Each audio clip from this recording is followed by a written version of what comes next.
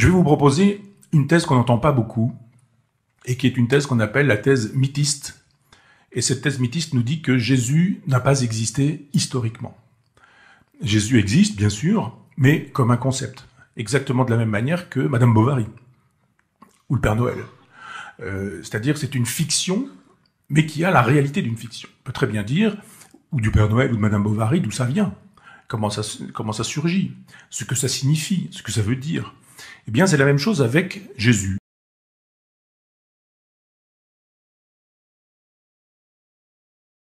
Il n'y a pas de preuve de l'existence historique de Jésus. Aucune.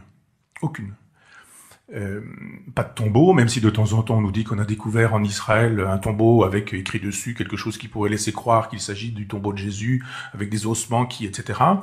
Toutes ces choses-là ont été fabriquées, toutes les fictions biographiques, je dirais, ont été fabriquées par Hélène, qui était la mère de Constantin, l'empereur Constantin, quand il a fallu donner corps, et je tiens à cette expression, donner corps à cette fiction.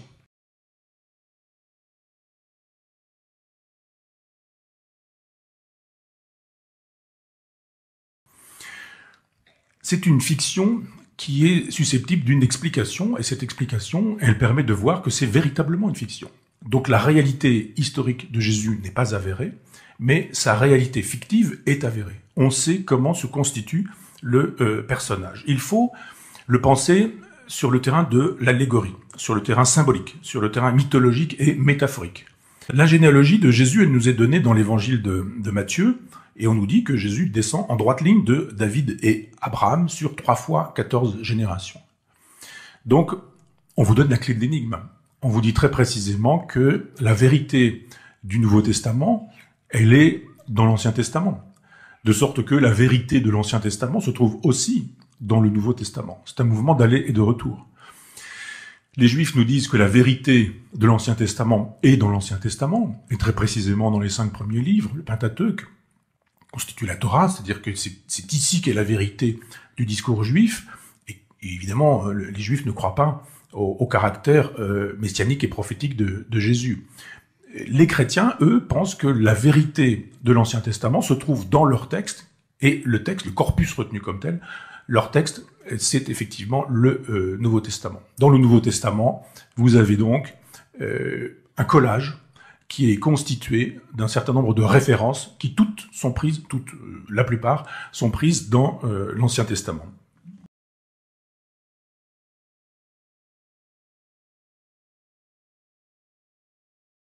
Jésus est donc le Messie annoncé par les Juifs selon les chrétiens. Les chrétiens nous disent le judaïsme est terminé. Le judaïsme annonçait un Messie. Ce Messie n'est plus à venir puisque il est déjà venu. Donc ne le cherchez pas dans le futur, cherchez-le dans le passé. Dans le passé, il est venu, il s'appelait Jésus, il était ceci, il était cela, il a fait ceci, il a fait cela. Comme effectivement dans l'Ancien Testament, on avait dit quand il viendra, il dira ceci, il fera cela. C'était facile juste de dire que c'était bien lui puisqu'il avait fait ceci et dit cela. On annonçait quelque chose dont on a dit un jour que finalement il s'était réalisé, cette prophétie s'était réalisée et cette prophétie avait le nom de Jésus.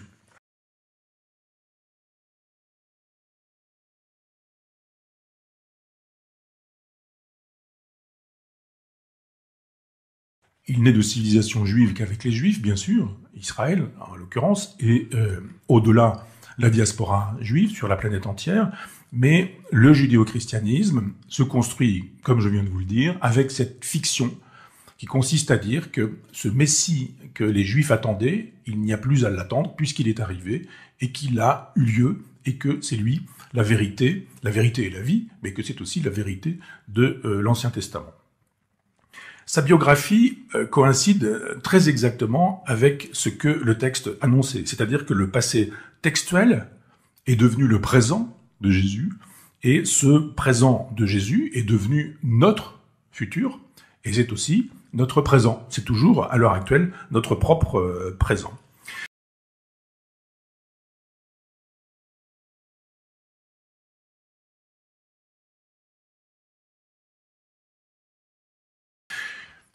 On ignore ce qui est raconté sur le terrain de l'histoire sainte concernant les parents de Marie, ou les parents de Jésus. On sait 2 ou 3 choses, mais on ne sait pas comment Marie est née. Par exemple, on sait que c'est Joseph et Marie, mais qui était Joseph, qui était Marie, on le sait assez peu, et qui étaient les parents de Marie, on le sait encore moins, la plupart du temps. Les grands-parents de Marie, les parents pardon, de Marie, qui sont les grands-parents de Jésus, j'ai toujours des problèmes avec la famille en temps normal, hein, donc ne vous inquiétez pas, c'est juste un problème freudien avec ma propre famille. Les grands-parents de Jésus, donc, alors il s'agit de Joachim, donc pour le père de Marie, qui étymologiquement en hébreu signifie préparation du Seigneur. C'est-à-dire que vous voyez très bien que les prénoms annoncent déjà les choses, que le prénom même signifie quelque chose. Et il est celui qui prépare donc l'incarnation. Joachim est donc celui qui va donner forme à Jésus. Sa mère, c'est Anne pour Marie, hein, et étymologiquement, Anne signifie la grâce. C'est-à-dire que Joachim donne la forme d'un corps d'une certaine manière, et Anne, elle, va donner la main de Jésus. Jésus, lui, étymologiquement, on le dit assez peu, signifie donc Dieu sauve ou Dieu délivre. C'est-à-dire que le prénom annonce déjà. Vous pouvez pas avoir un prénom qui signifie très exactement ce que vous allez devenir, sauf quand vous écrivez une histoire, où il s'agit de tout coder, et à ce moment-là, si le prénom est codé, il vous permettra de savoir qui vous êtes. Si vous êtes le fils, vous êtes celui qui sauve, si vous êtes le père, vous êtes celui qui va préparer celui qui sauve.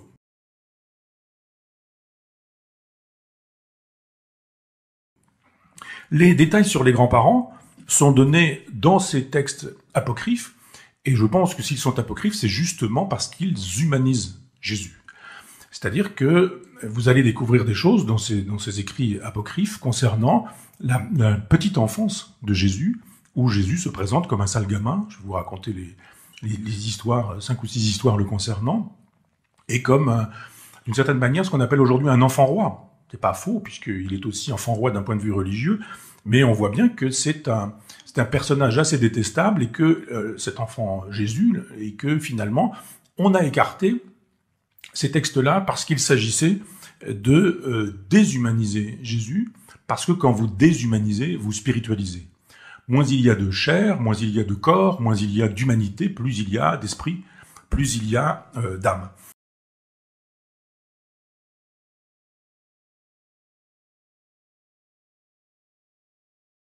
Et c'est donc, je vous le disais tout à l'heure, saint Augustin qui va un jour décider que il y a 27 livres qui seront retenus par l'Église, et que ces 27 livres constitueront le Nouveau Testament. Pourquoi ? On n'a jamais su véritablement pourquoi, dans une centaine de textes, plus d'une centaine de textes, on aura dit, Augustin aura dit, celui-ci, pas celui-là, d'accord avec ça, mais pas d'accord avec ça. Toujours est-il que quand vous prenez l'ensemble de ces textes-là, vous n'avez pas le même christianisme. Bien évident qu'on vous raconte des choses dans ces autres textes qui ne sont pas des choses qu'on vous raconte habituellement, et qui pourtant sont des informations constitutives du judéo-christianisme.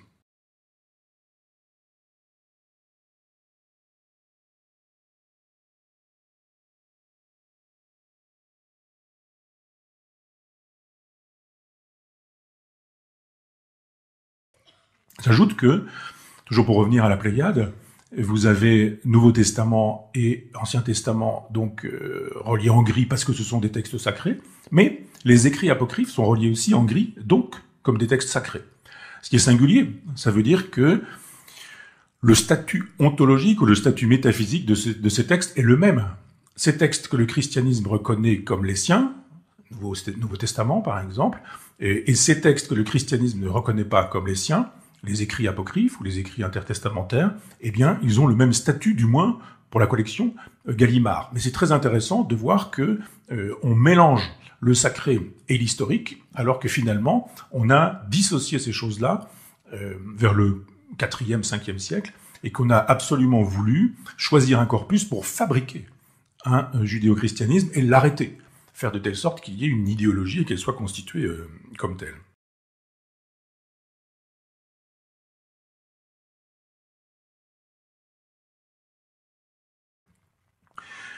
Le Jésus que nous connaissons ne mange pas, ne boit pas, sauf du symbole. Si vous le voyez, par exemple, manger, eh bien, il mange du pain et il mange du poisson. Si vous le voyez boire, si vous le voyez boire, si vous découvrez qu'il boit, c'est du vin. Eh bien, à chaque fois, on est dans l'allégorie. C'est pas du vin à proprement parler, c'est pas du poisson, c'est pas du pain, ce sont des symboles à chaque fois.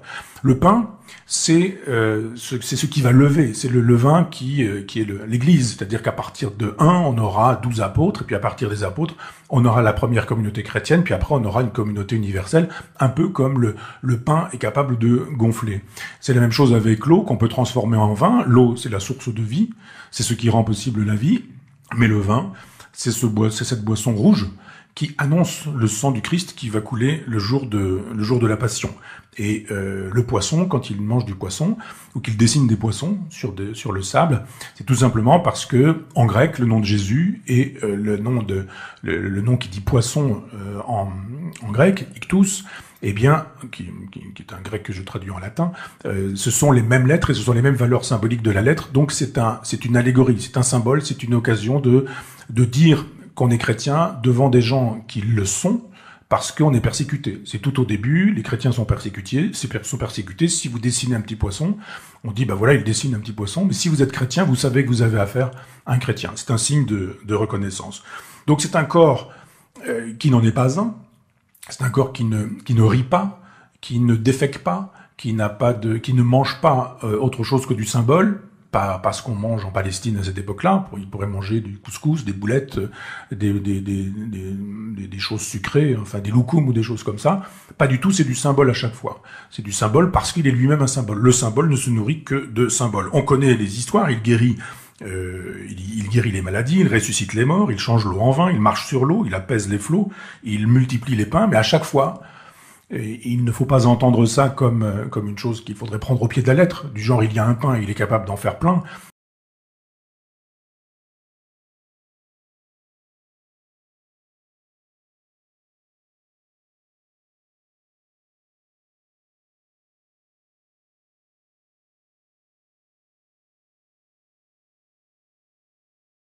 Mais il est juste capable, de multiplier les pains ou il est capable de multiplier les poissons. C'est pas ça qu'il faut entendre. Il est capable de faire de telle sorte qu'à partir d'un, il y ait 12, puis à partir de 12, il y ait 100 et qu'il y ait la totalité de la planète. Multiplier les pains ou multiplier les poissons, c'est donner à manger à ceux qui sont avec vous. Et si effectivement il y a beaucoup de personnes, eh bien vous êtes capable de multiplier la nourriture.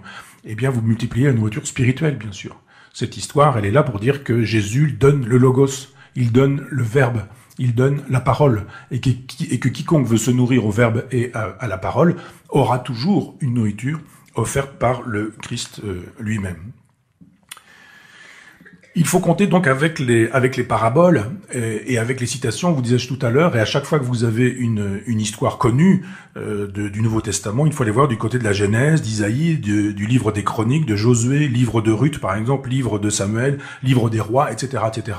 Et quand vous avez une Bible bien faite, je songe à celle d'Ostie par exemple, bien traduite, eh bien vous avez, ou la Bible de Jérusalem, vous avez des références qui vous sont données en bas de page, et vous voyez bien que quand quelque chose a lieu dans le Nouveau Testament, ça renvoie toujours à un texte, à un moment de l'Ancien Testament, et on vous dit lequel. C'est assez singulier que, à partir de cette proposition qui est faite par des gens qui ont travaillé toute leur vie sur la Bible, personne n'est conclu à l'inexistence historique de Jésus, mais à sa seule existence allégorique ou symbolique. Donc la Vierge qui enfante d'un fils, le baptême purificateur, les tentations dans le désert, marchand du temple, multiplication des pains, la formule de l'Eucharistie, tout ça se trouve dans l'Ancien Testament. On pourrait passer l'année là-dessus et je pourrais vous dire, on prend un texte du Nouveau Testament et on voit quel texte de l'Ancien l'a rendu possible et comment le décalque s'est fait et comment il s'est opéré.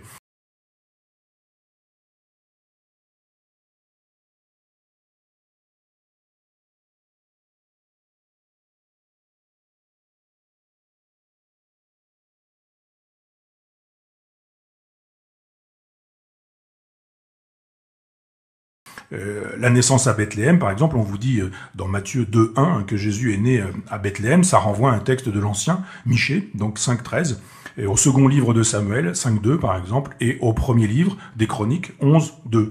C'est-à-dire qu'il s'agit de nous dire qu'il est né dans cet endroit, mais finalement c'est un endroit qui historiquement n'existe pas à l'époque.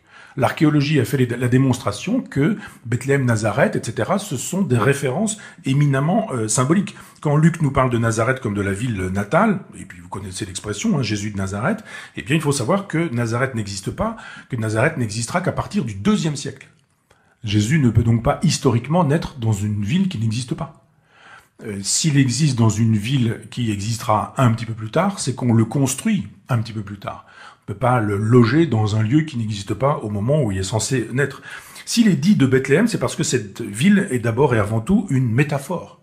Il s'agit de dire que Jésus est le successeur de David, qui était le souverain, lui, de la terre d'Israël quand elle était unie.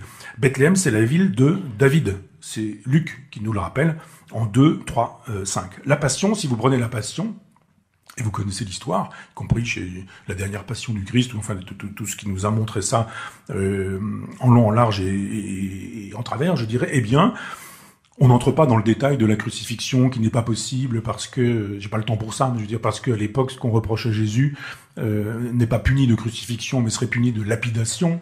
Il ne peut donc pas être puni de crucifixion pour le péché, pour la faute du moins qu'on lui reproche. Mais la Passion, si vous lisez le psaume 22, par exemple de l'Ancien Testament, vous aurez déjà tout ce qui se trouve dans la Passion qui vous est racontée dans le Nouveau Testament. Ce vendredi 7 avril de l'an 30, puisque c'est la date de la mort de Jésus, la date qui nous est présentée historiquement comme la mort de Jésus, Jésus dit sur la croix, vous vous souvenez, ce sont ses dernières paroles, mon Dieu, pourquoi m'as-tu abandonné? Ça se trouve dans Marc 15, 34. Eh bien, ces paroles se trouvent mot pour mot dans le psaume 22, verset 2.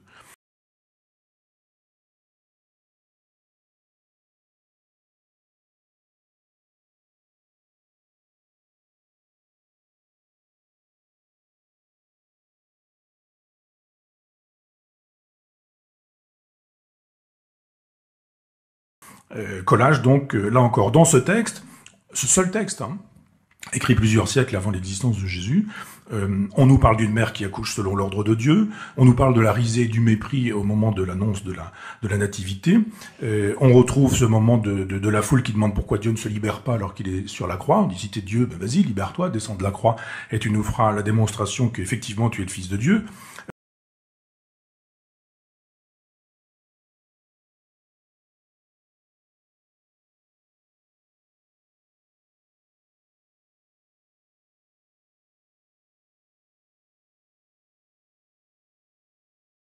La souffrance et la soif, les vauriens qui sont autour de lui, les pieds et les mains qui sont déchiquetés, les habits partagés, les vêtements tirés au sort, l'annonce du règne de Dieu par sa lignée, tout ça se trouve dans le psaume dont je viens de vous parler.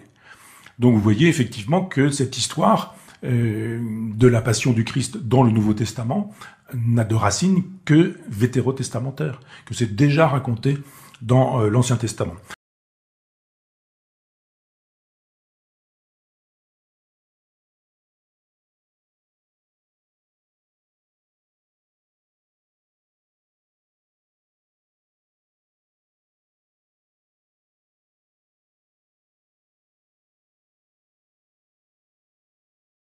Quant aux évangélistes, aucun n'a évidemment connu historiquement Jésus, d'autant que ceux dont on nous dit qu'ils existent, quand ils existent, ils sont nettement postérieurs à l'existence de Jésus, fin du 1er siècle. Donc ce sont des histoires racontées par des gens qui n'ont pas connu Jésus. Je parle des évangélistes qui ne sont pas les apôtres, comme vous le savez. Si vous allez voir du côté des textes païens, je dirais, ou profanes, eh bien, il n'y a aucun témoignage non plus dans Suétone, dans Tacite, par exemple, dans Pline, ou dans Flavius Joseph. Chez Flavius Joseph, c'est quand même assez rare, puisque Flavius Joseph est l'auteur d'une histoire des Juifs, et que c'est un Juif qui est passé du côté des Romains. Vous savez que les Romains occupent la Judée, et que il passe à l'ennemi d'une certaine manière, Flavius Joseph, et qu'il raconte le détail de cette occupation romaine. On voit mal que Flavius Joseph, qui est historien, n'ait pas parlé de ce qui s'est passé à ce moment-là, si vraiment, historiquement, ça avait eu lieu. Alors si vous prenez aujourd'hui Flavius Joseph, l'histoire des Juifs, vous avez un petit passage concernant le Christ et le christianisme, le Christ plutôt. Et on nous dit, ben vous voyez, la preuve. Sauf que ce petit passage a été analysé dans une thèse formidable qui fait la démonstration que c'est un texte qui a été écrit 8 siècles plus tard. Nous n'avons aucun texte aucun manuscrit qui date du 1er siècle. Donc ce sont des textes qui sont repris, recopiés au 2e, au 3e, au 4e, au 5e, au 6e, au 7e, au 8e siècle. Vous imaginez bien, 8 siècles plus tard, quand un moine copiste, et certains moines copistes sont illettrés. Il y a des gens qui recopient simplement ce qu'il y a à recopier, mais qui ne savent même pas ce qu'ils recopient. D'autres qui, évidemment, savent ce qu'ils recopient. Et il n'y a pas à l'époque de droit d'auteur. On estime que, finalement, Flavius Joseph a oublié de dire un truc, on ajoute 10 lignes. Et puis, dans la copie, on voit une référence faite au christianisme, au Christ du moins, alors qu'elle n'existait pas précédemment. Cette thèse s'est faite à partir du style du personnage. C'est-à-dire que c'est un petit peu comme si vous aviez, on trouvait un inédit de Descartes, et que dans cet inédit de Descartes nous fasse savoir qu'il n'est pas d'accord avec Freud. Vous diriez, oui, c'est pas possible. Il n'a pas pu dire qu'il n'était pas d'accord avec Freud au XVIIe siècle, alors que Freud, c'est le XXe siècle. C'est donc un texte qui a été écrit au XXe siècle. Et bien là, c'est la même chose, c'est-à-dire que quand vous soustrayez ce passage qui concerne le Christ, vous apercevez que dans Flavius Joseph, qui raconte la chronique juive à l'époque romaine, il n'est pas question du Christ ou du christianisme. Donc pas de traces, pas d'existence historique, et ce sont les traces que nous connaissons, les traces que nous connaissons, elles seront fabriquées par la suite par, je vous l'ai dit tout à l'heure, Hélène, qui était la mère de Constantin. Il faut donc lire la symbolique à chaque fois, et c'est pourquoi je renvoie à Saint Jean et à l'évangile de Jean, qui est, je vous disais tout à l'heure, le plus cérébral, le moins factuel des évangélistes, et qui justement nous dit, lui, au commencement était le Verbe, et le Verbe était auprès de Dieu. Et le Verbe était Dieu. Il était au commencement auprès de Dieu. Que le Verbe soit Dieu, et que Jésus puisse être dit fils de Dieu, puis Dieu lui-même, fait la démonstration qu'il faut entendre Jésus comme un verbe, comme un logos, comme une parole. Pas comme une existence historique, mais comme une parole véritablement. C'est-à-dire que quand Jésus ressuscite, on découvre des bandelettes, le suaire, mais un corps absent. Eh bien, je conclus là-dessus, je pense que l'absence de ce corps est la grande question de notre Occident, et que notre Occident judéo-chrétien, n'a jamais existé que pour figurer ce corps, c'est-à-dire donner figure à ce corps, incarner ce corps, donner chair à ce verbe, et voilà pourquoi cette belle fiction est devenue l'aventure que nous savons avec l'histoire de l'art que nous connaissons. J'écrirai un jour un livre sur l'histoire de l'art comme l'histoire de l'occasion d'incarner cette histoire ou cette fiction, mais voyez que nous avons construit notre civilisation occidentale sur un corps absent, et que l'absence de ce corps a rendu possible la présence d'un autre corps, le nôtre, et que si ce corps est aussi problématique à vivre, c'est que nous sommes partis de bien loin d'un point de vue ontologique. Je vous remercie.